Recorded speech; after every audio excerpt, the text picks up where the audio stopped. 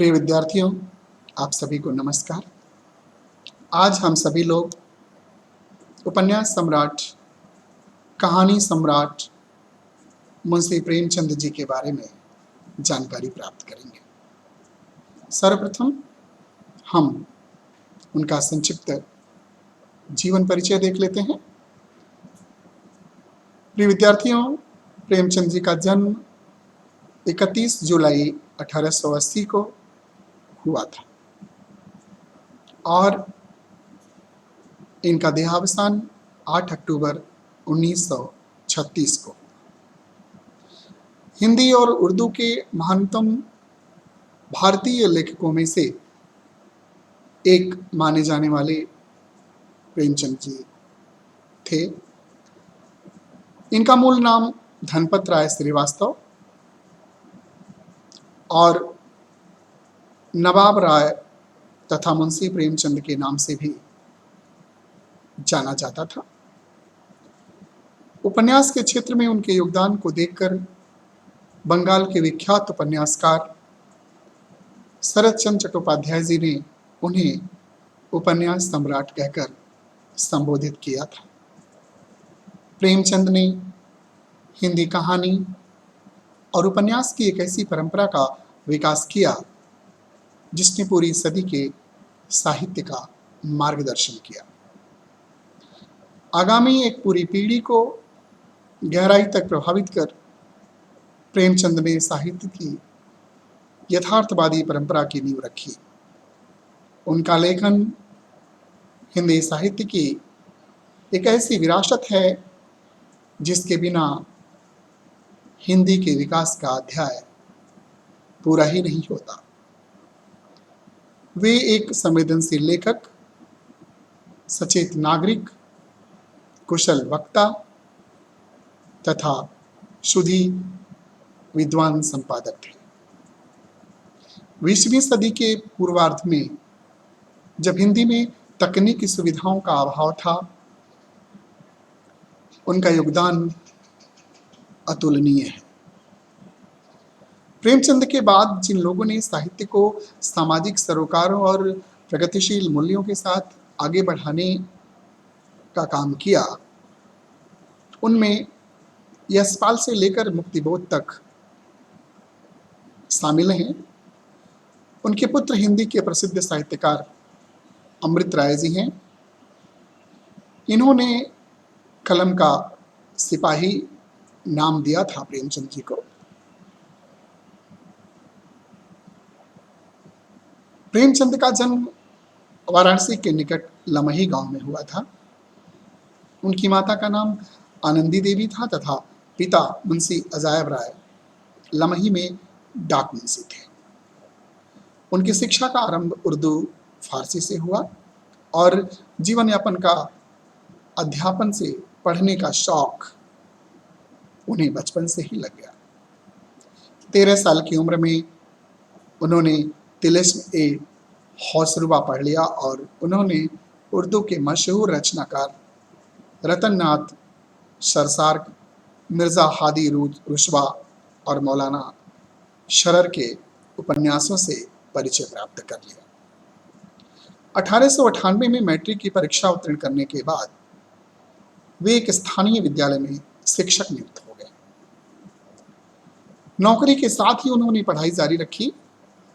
1910 में उन्होंने अंग्रेजी, दर्शन, फारसी और इतिहास लेकर इंटर पास किया और 1919 में बीए पास करने के बाद शिक्षा विभाग के इंस्पेक्टर पद पर नियुक्त हुए। 7 वर्ष की अवस्था में उनकी माता तथा 14 वर्ष की अवस्था में पिता का देहावसान हो जाने के कारण उनका प्रारंभिक जीवन काफ़ी संघर्षमय रहा।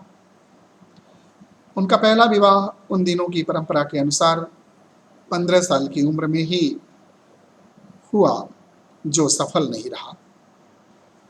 वे आर्य समाज से प्रभावित रहे, जो उस समय का बहुत बड़ा धार्मिक और सामाजिक आंदोलन था।